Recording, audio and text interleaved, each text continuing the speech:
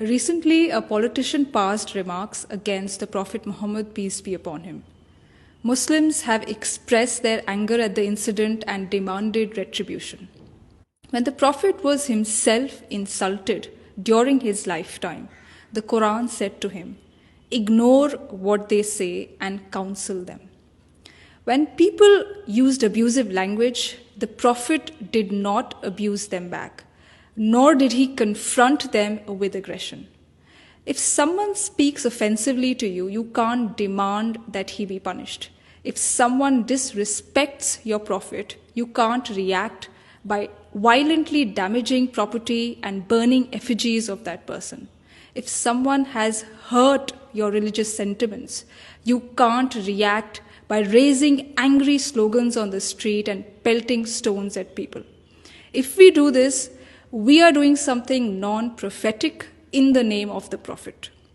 You can't demand that hate be stopped by spreading further hate.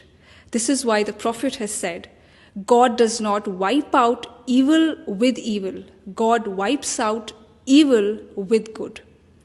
In Islam, abuse of the Prophet or blasphemy does not invite physical punishment, not even an apology. The Quran clearly states that prophets were sent to every town, but people ridiculed every prophet who came to them. But nowhere does the Quran prescribe punishment against such verbal attacks. This is because people have the freedom to say whatever they want to say. God has not given anyone the right to place curbs on this freedom. If someone has issued a statement against the Prophet, you too can issue a statement in response to answer the objections raised. The Quran at no place states that if someone abuses or ridicules the Prophet, you should stop him from doing so.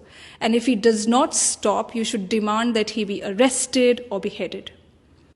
Hazrat Aisha Raziyallahu Anha, the Prophet's wife and a towering intellectual figure in early Islam, has said, "The Prophet never took revenge on anybody for anything personal. When people hurled accusations at the Prophet, he did not make angry speeches against them. Rather, he remained patient at their behavior." Why did the Prophet remain patient? Why did he forgive insults and scorn poured at him? Because the concern of the Prophet was to help people live on a higher spiritual plane. Now, if the Prophet started taking revenge and dragging people into bitter disputes, there would be no peace and no positive work. So to help people discover God and attain spiritual enlightenment, the Prophet did everything possible to prevent society from becoming a jungle of hate and violence. The Prophet therefore also countered negativity that he received with positivity. And he famously said, "Forgive those who wrong you and do good to those who harm you." And we must remember that the Prophet's dignity and honor cannot be questioned by someone's fiery statements on TV or on social media. Outrage against someone who has defamed the Prophet cannot protect the Prophet's dignity. The Prophet raised his dignity and honor himself during his lifetime with God's help. And that's a historical fact.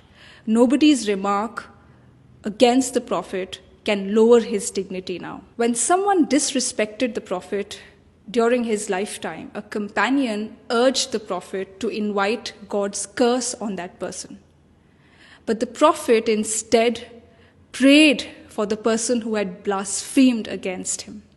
He prayed to God for that person. Today, instead of praying to God for people who speak against the Prophet and having well-wishing for them, we demand the worst treatment for them. So it is time for us to introspect. Is the Prophet's honor and legacy protected by pouring our outrage on social media and on the streets, or by following his teachings in our own life?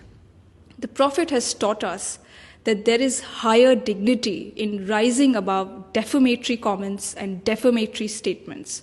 The Prophet never lowered his dignity by raising his voice and stirring up a storm against such defamatory and insulting remarks passed at him.